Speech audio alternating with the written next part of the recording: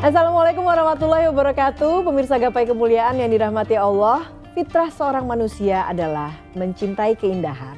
Terlebih lagi bagi kaum Hawa. Dan tentu saja perempuan selalu identik dengan kecantikan sehingga sangat lazim jika perempuan ingin terlihat cantik dan tampil menarik. Hanya saja sebagai seorang muslimah yang terikat hukum syar'i, kita tidak bisa sembarangan loh dalam merias diri. Nah pemirsa, hari ini insya Allah kita akan membahas tema yang sangat menarik terkait fikih kecantikan. Nah, seperti biasa saya tidak sendiri, sudah hadir bersama saya di studio ada gurunda kita semua, Kiai Haji Muhammad Faiz. Assalamualaikum Kiai. Waalaikumsalam warahmatullahi wabarakatuh. Sehat Kiai? Alhamdulillah baik. Hari ini kita akan membahas soal kecantikan. Keindahan ya Kiai ya. Baiklah. Nah pemirsa, bagi Anda yang memiliki pertanyaan, silahkan Anda bisa kirimkan pertanyaan Anda melalui nomor WhatsApp yang tertera di layar kaca. Anda juga berkesempatan untuk bertanya langsung kepada Kiai Faiz melalui sambungan Zoom yang nanti akan ditentukan oleh tim Gapai Kemuliaan. Nah ya Kiai, perempuan itu kan identik dengan kecantikan. Cantik itu perempuan ya Kiai ya. Tapi tentunya sebagai seorang muslimah kita ada kaidah-kaidah yang harus kita taati dalam mempercantik diri, menghias diri. Nah ini bagaimana Kiai? Apa sebetulnya dasar-dasar yang harus kita pahami terlebih dahulu untuk memperindah diri kita sebagai seorang muslimah? Jadi kalau mengambil apa yang disampaikan Mbak Eva tadi, ada kata-kata identik. Identik itu kalau bahasa agamanya mungkin fitrah. Agama Islam itu datang tidak untuk memusuhi fitrah manusia. Tidak juga untuk memutus manusia dari fitrahnya. Tetapi fitrah manusia seperti hawa nafsu, kecintaan kepada keindahan, itu tidak dinafikan oleh agama. Tetapi kemudian diatur agar dia sesuai dengan pesan wahyu dari Allah dan juga tidak mendatangkan kerusakan di muka bumi. Kalau berbicara tentang mempercantik diri, maka kemudian dulu waktu saya ngaji, saya itu punya guru laki-laki ya.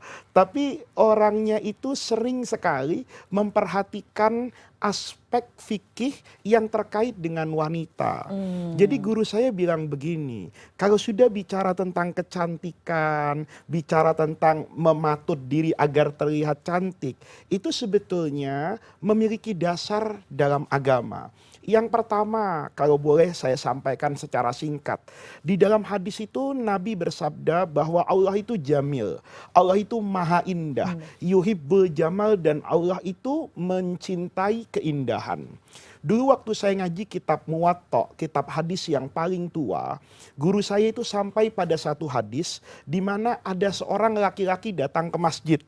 Rambutnya itu acak-acakan misalnya, tidak rapi lah.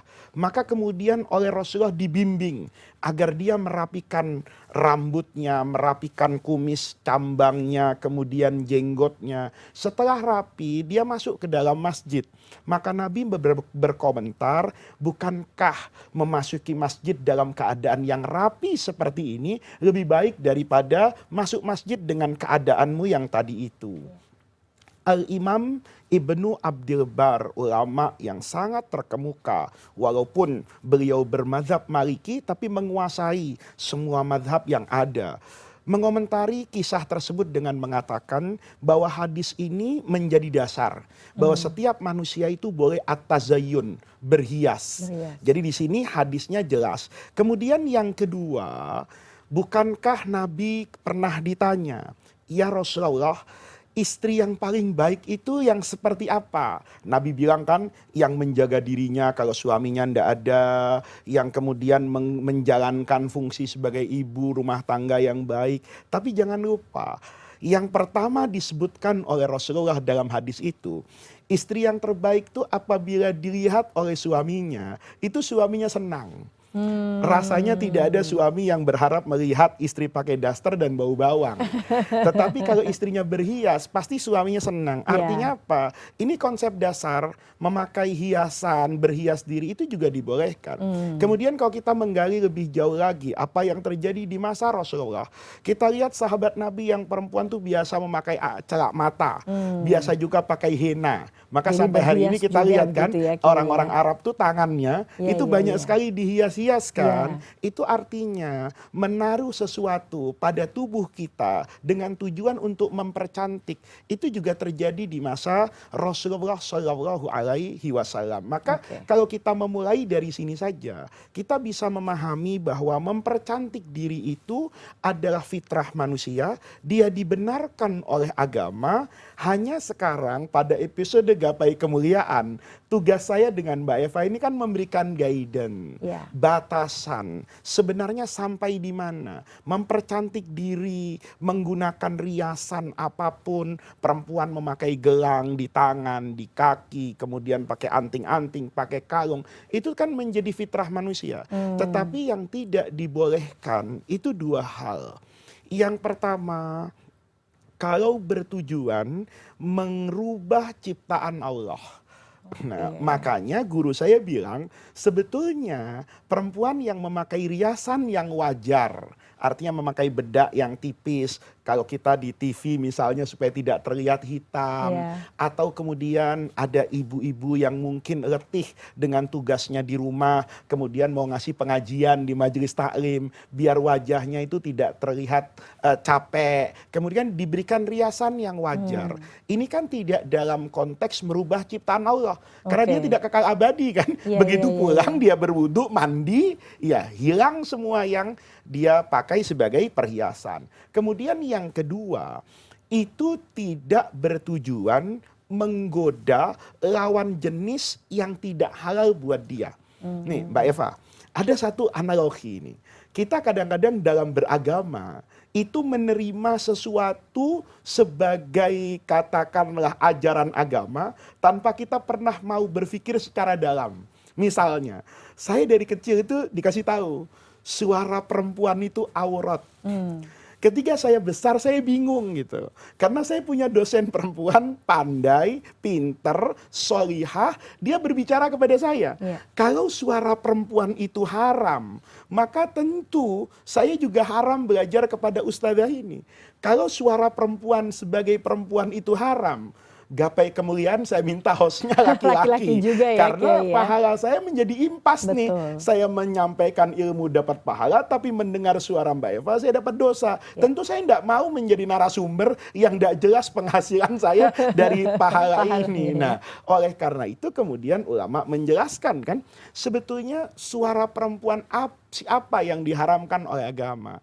Suara perempuan sebagai manusia itu bukan aurat.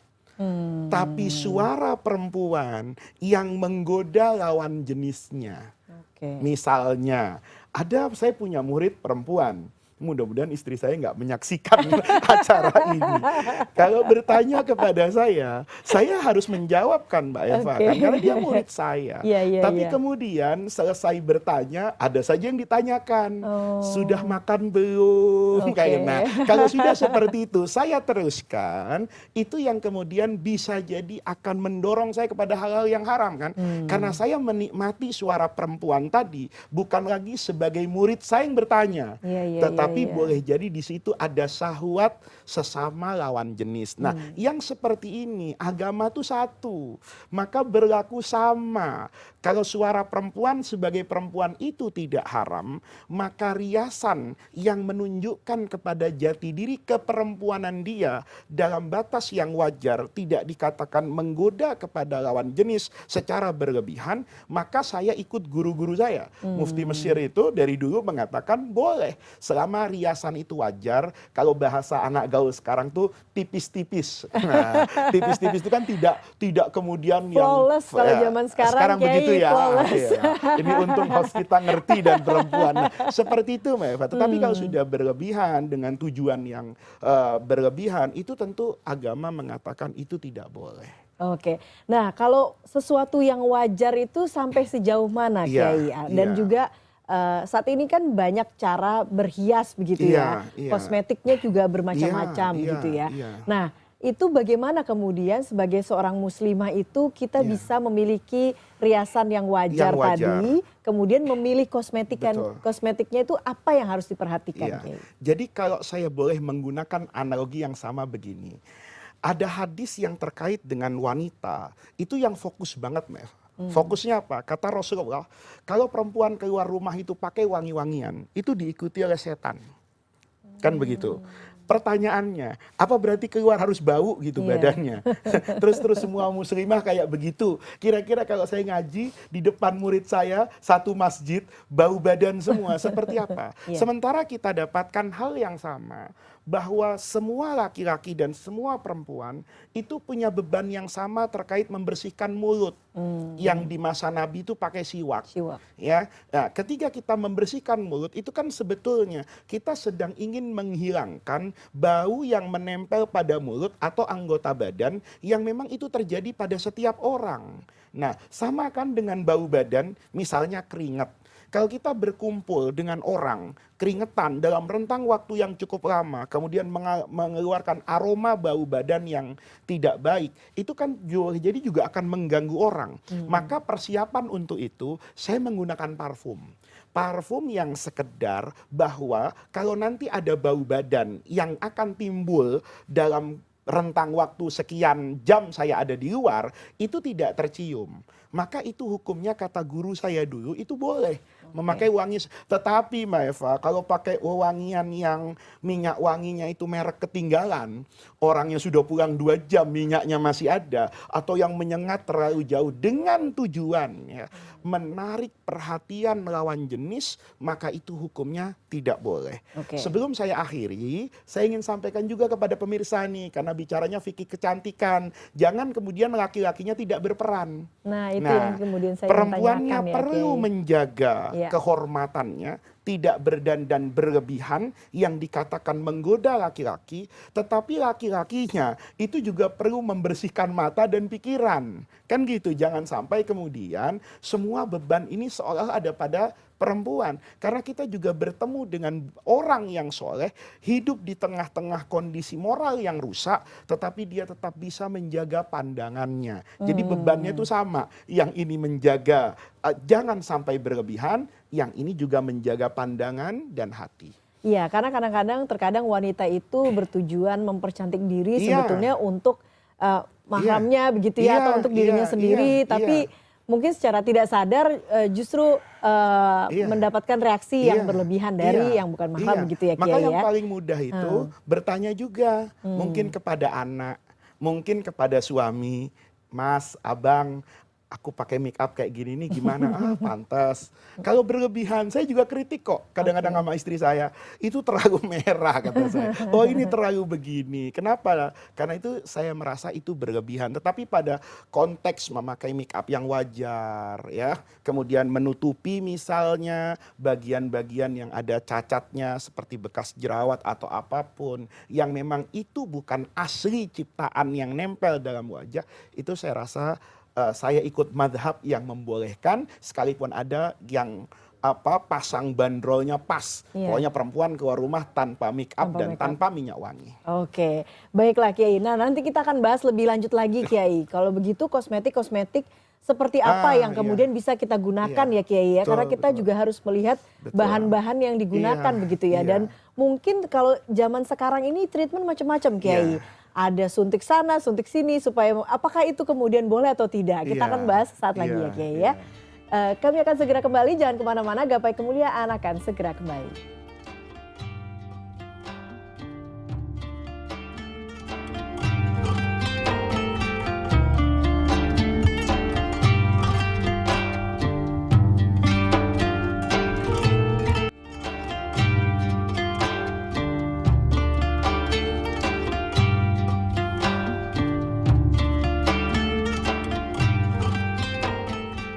Ya, terima kasih Anda masih menyaksikan Gapai Kemuliaan. Kami masih membahas soal fikih kecantikan. Kita lanjutkan kembali ya Kiai ya. Nanti tadi sempat terputus, kita ingin membahas bagaimana kemudian seorang muslimah itu memilih produk-produk kosmetik yang sesuai begitu ya Kiai ya. Karena terkadang kita juga mungkin sulit memahami bahan-bahan yang digunakan atau mungkin bahan-bahan apa saja sebetulnya yang memang sudah haram, tidak boleh digunakan, sehingga kita tidak bisa menggunakannya sebagai kosmetik kita.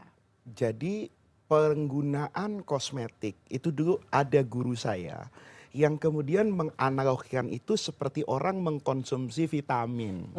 Kan sebetulnya tubuh manusia itu ketika diberi vitamin, kan sering kita secara refleks bilang, kamu kok kelihatan lebih segar. Tapi kan tidak kita katakan dia merubah ciptaan Allah kan. Ini hanya merubah dari yang lemes kemudian menjadi segar. Jadi penggunaan semua produk kecantikan, kalau sebatas niatannya seperti itu nanti tidak kemudian dia menjadi haram karena penggunaannya. Karena nanti lain kalau barang gunaannya kan. Jadi kalau ada orang bilang, wah enggak, pakai make up itu kan berarti merubah ciptaan Allah. Tidak semuanya. Kita juga mengkonsumsi vitamin, jadi kelihatan lebih segar loh. Saya pernah kok sekali itu, ada orang bilang, Pak Faiz kok kelihatan lebih seger ya, berdiri 2 jam loh tadi di atas di kelas, kelihatan sangat-sangat ini. Setelah saya cerita, saya habis minum ini, wah kok gitu minum itu ya kita ya, biar kelihatan segar. Itu kan mirip sebetulnya dengan tujuan substansinya orang menggunakan kosmetik. Maka sama dengan vitamin, dia bukan obat pokok. Kalau saya mengkonsumsi obat untuk kesehatan saya, maka di situ ada kondisi namanya darurat. Artinya kalau dia berbahan haram, itu masih ditolerir oleh agama karena untuk kesehatan dan penyelamatan nyawa. Tetapi kalau vitamin, itu kan bukan sesuatu yang pokok dalam hidup. Dia tidak mengkonsumsi juga tidak apa-apa. Maka di sini rambunya itu menjadi lebih ketat. Nah, para pemirsa, kalau saya boleh sampaikan nih jawaban dari Mbak Eva, saya ingin kasih itu bukan ikannya, tapi pancingnya. Sehingga nanti para pemirsa itu bisa dengan diri sendiri punya dasar untuk membeda-bedakan mana yang boleh dan mana yang tidak boleh. Maka saya ingin sampaikan adalah titik kritis ini yang perlu kita kritisi ketika membeli produk kecantikan. Yang pertama, itu yang umum berlaku itu alkohol. Karena hampir semua produk kecantikan itu, parfum dan sebagainya, itu mengandung alkohol. Kalau mengandung alkohol, maka kita bisa lihat, alkohol ini berasal dari mana. Kalau dia produk sampingan khamr, ya, itu punya ketentuan tersendiri. Sebenarnya hukumnya adalah haram. Kalau produk sampingan khamr itu dari pabrik minuman haram keras, ya? haram. Kalau kemudian ini adalah proses fermentasi. Saya tidak bisa, nggak perlu menjelaskan fermentasi karena ini bukan pelajaran fisika kan. Ini gapai kemudian. Jadi para pemirsa nanti bisa melihat produk fermentasi ini. Kalau sudah menjadi fermentasi atau yang ketiga, ini adalah produk merupakan hasil senyawa kimia di pabrik-pabrik petrokimia. Maka yang dua ini sebetulnya tidak ada sangkut pautnya dengan hukum haramnya khamr dan juga hukum najisnya alkohol. Nih, kalau yang dua kita keluarkan. Bagaimana kalau yang memang menggunakan alkohol turunan dari produk khamr? Ada ulama yang mengatakan alkohol itu memang haram dikonsumsi, tapi tidak najis. Nah ini banyak yang berpendapat seperti itu. Guru-guru saya di Mesir ada berpendapat seperti itu. Beberapa tokoh ulama di Indonesia juga seperti itu. Ada yang berpendapat bahwa dia tidak najis kalau pada kadar tertentu. Ini lahir dari mana? Dari logika alami. Jadi ada orang kemudian melakukan studi ya, bahwa anggur itu kalau disimpan di tempat tertutup dengan kalau saya tidak salah 29 atau 30 derajat Celcius dalam waktu 3 hari, maka dia juga sudah mengandung alkohol. Apel, kurma, ya, yang disimpan seperti itu 29 derajat Celcius dia mengandung alkohol. Tapi yang anggur tadi 0,7 sekian, yang apel dan kurma itu 0,3 sekian, diambil pukul rata 0,5. Itu dimaafkan, boleh. Boleh. Ya. Di atas itu buat orang yang mengatakan alkohol najis, maka hukumnya tidak boleh. Tapi kalau alkoholnya adalah produk fermentasi, kemudian senyawa kimia, ini tidak apa-apa. Kan begitu. Nanti tinggal aspeknya berbahaya atau tidak berbahaya. Itu satu, alkohol. Yang kedua adalah produk-produk turunan hewani. Nih kayak kolagen gitu ya, plasenta, nah, protein-protein yang macam-macam itu harus kita lihat. Kalau plasenta, ini plasenta dari mana? Plasenta itu kan ari-ari ya, kayak ari-ari gitu. Itu dari mana? Kalau dari babi, maka selesai. Ya, fatwa Majelis Ulama Indonesia itu pokoknya tiada maaf untuk babi dan Iya, turunannya, iya. haram. Kalau ini plasenta binatang halal, seperti sapi, kambing misalnya, maka dipersyaratkan harus disembelihkan. Karena kita mengikuti bahwa ini bagian dari daging. Ya, kan ada orang mengasumsikan apa plasenta itu sama dengan telur. Kalau sama dengan telur ya tidak perlu disembelih. Iya. Tapi yang kita ikuti fatwa yang ada hari ini di banyak belahan dunia itu mengatakan plasenta itu termasuk organ tubuh, maka harus disembelih. Nah, sama juga misalnya dengan kolagen itu atau gelatin, Iya, gelatin. itu dari head skin, dari kepalanya binatang, kulit-kulit kepala, Iya. atau dari tulang, Iya. atau dari gigi, maka atau dari tulang yang empuk itu, tulang rawan namanya. Nah, itu semua tentu harus dilihat. Ini halal apa haram prosesnya. Kalau sapi dia disembelih misalnya tidak boleh bangkai. Kalau itu plasenta yang diambil dari manusia, bayi misalnya, maka ulama sepakat hukumnya haram. Nah, itu yang terkait dengan hewani. Yang terkait dengan nabati, misalnya ada, ini produk-produknya nabati, tapi kemudian dia bersentuhan dengan produk mikrobial misalnya, maka harus bisa dipastikan bahwa produk nabati ini waktu diproses itu tidak bersentuhan dengan barang-barang yang haram. Kan boleh jadi ada produk nabati, tapi kemudian bersentuhan dengan enzimnya babi ketika dia diternakkan. Jadi para pemirsa, ya, gambaran yang mudah gini loh. Bisa jadi barang yang kita mau ambil itu air, tapi bisa jadi pancinya ini haram. Atau pancinya itu halal, tapi apinya itu haram. Nah, yang seperti ini fatwanya mensyaratkan harus dicuci. Kalau dia bisa dicuci dengan air 2 kulah sekitar 270 liter, maka hukumnya menjadi suci. Boleh kita gunakan. Jadi ini adalah titik kritis pada produk kosmetik. Ya. Itu yang harus dipelajari. Nah, itu kan mungkin bagi masyarakat awam cukup kompleks ya sebetulnya ya Kiai ya untuk mengetahui bagaimana kemudian unsur-unsur ini apakah memang halal atau haram gitu ya. Nah, kalau untuk masyarakat awam gitu ya, sesimpel yang paling mudah begitu ya Kiai ya. Apabila ingin membeli produk-produk kecantikan misalnya, apakah sudah wajib itu untuk mencari yang bersertifikat halal kah ataukah apa saja yang kemudian harus dilihat, disiasati wajib kalau itu ya? terkait dengan dirinya. Gini loh, Mbak Eva ini penyiar televisi, tidak punya kewajiban untuk menjadi ustazah yang ahli puasa. Ngerti hukum puasa nggak punya kewajiban. Mbak Eva cukup tanya sama saya. Tapi kalau nanti menjelang bulan Ramadan, Mbak Eva kan mau puasa kan? Maka Mbak Eva punya kewajiban loh untuk bertanya kepada saya, puasa tuh kayak apa Pak Faiz? Syaratnya, rukunnya, caranya. Mau haji juga begitu. Nah, sama dengan ibu-ibu, mbak-mbak yang cantik-cantik ini di para pemirsa kita ini. Kalau mau menggunakan kosmetik, barang gunaan sekalipun yang tidak masuk ke rongga, itu perlu bertanya. Bertanyanya kemana? Di Indonesia itu ada namanya Majelis Ulama Indonesia. Di Indonesia itu ada lembaga Bahsul Masail Nahdlatul Ulama. Ya. Di Indonesia itu ada Majelis Tarjih yang punya Muhammadiyah. Di Indonesia itu punya ada Dewan Hizbah Persis. Ormas lain maaf tidak disebut nanti kepanjangan katanya. Tapi semuanya ada. Habis satu episode. Tinggal di searching. Di situ ada. Kalau misalnya melihat bahannya apa? Kolagen. Belajar. Searching di internet kolagen itu apa? Fatwa MUI tentang kolagen.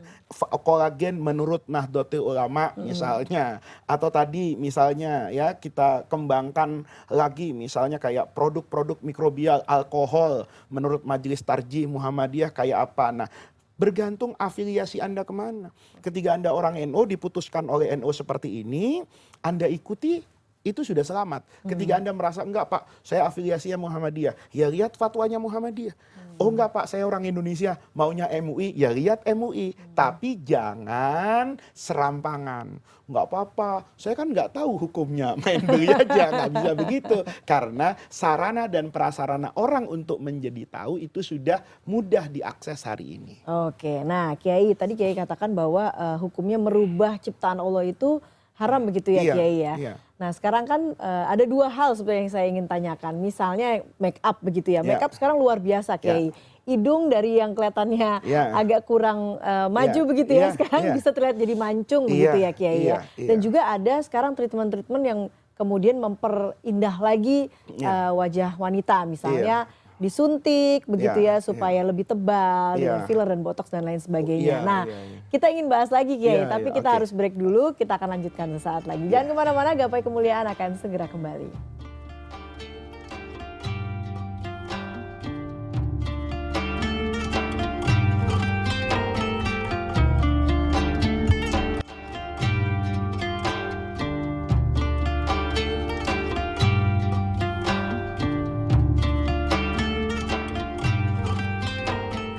Ya, terima kasih Anda masih menyaksikan Gapai Kemuliaan. Kali ini dalam episode Fikih Kecantikan. Kita lanjutkan kembali pembahasan kita bersama Kiai Haji Muhammad Faiz. Nah Kiai, tadi yang seperti menyambung dari pertanyaan di segmen sebelumnya ya Kiai ya. Sejauh mana sebetulnya kita itu bisa memperhias diri? Karena kan tadi kan kita tidak boleh merubah ciptaan Allah ya. Ciptaan Allah ya Kiai ya. Karena sekarang kan makeup itu luar biasa ya Kiai ya. Hidung bisa dibuat lebih mancung gitu ya. Dan kemudian juga ada treatment-treatment yang bisa membuat atau merubah sedikit begitu wajah dari para wanita. Jadi kalau seperti pertanyaan tadi itu nanti akan kita beda-bedakan poinnya.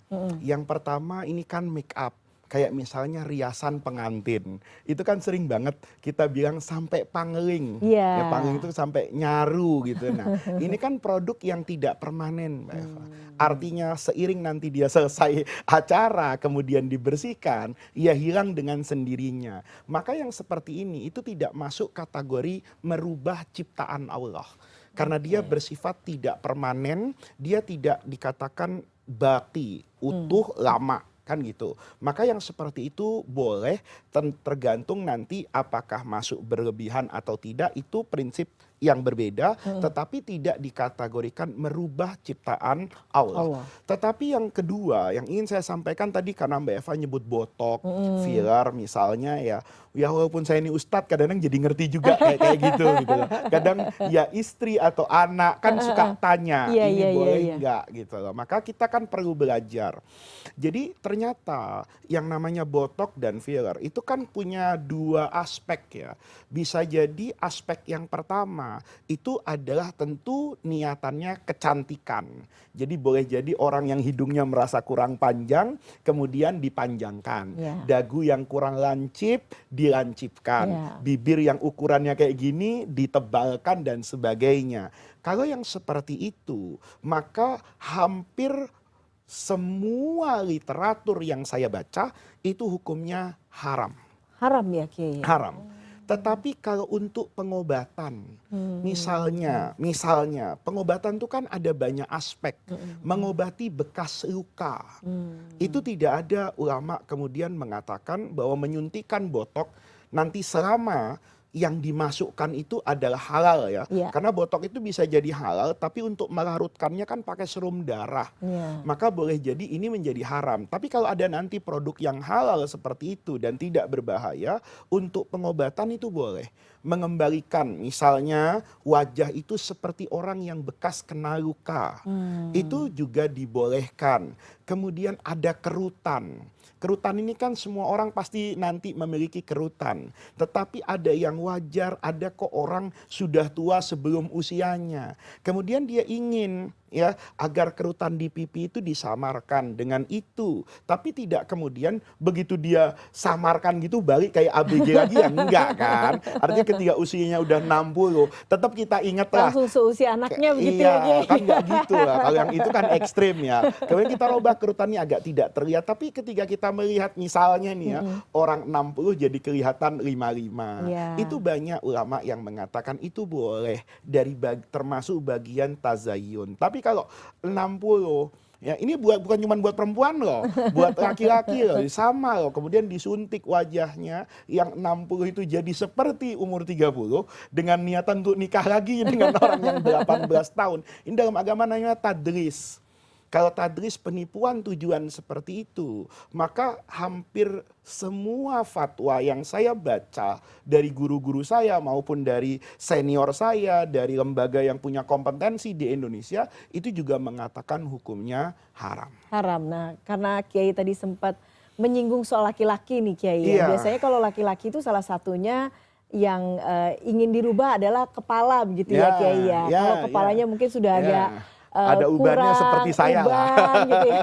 Atau juga mungkin rambutnya sudah berkurang. Nah, sejauh mana kemudian kita bisa memperbaiki atau memperindah itu? Bagaimana hukumnya mengecat rambut atau kemudian kalau misalnya botak gitu, apakah boleh menumbuhkan rambut atau seperti apa? Nah, ini bicara tentang laki-laki. Yang pertama soal rambut tadi yang Mbak Eva sebutkan. Kalau rambut ini kondisinya beruban atau botak. Kalau kemudian beruban, apakah dicat atau dia meminum ya obat-obatan atau vitamin yang bisa menghitamkan rambutnya kembali? Kalau kemudian botak, apa dia meminum obat ya vitamin untuk menumbuhkan rambut di kepalanya atau dia menyambung rambut? Nah, ini hukumnya beda. Yang pertama kalau uban itu disunnahkan oleh Rasulullah untuk ditutupi. Jadi dulu ada orang rambutnya itu putih semua, itu kata Nabi, kenapa kamu nggak ubah warnanya dengan menggunakan henna itu loh. Tetapi kata Rasulullah, jangan yang warnanya hitam.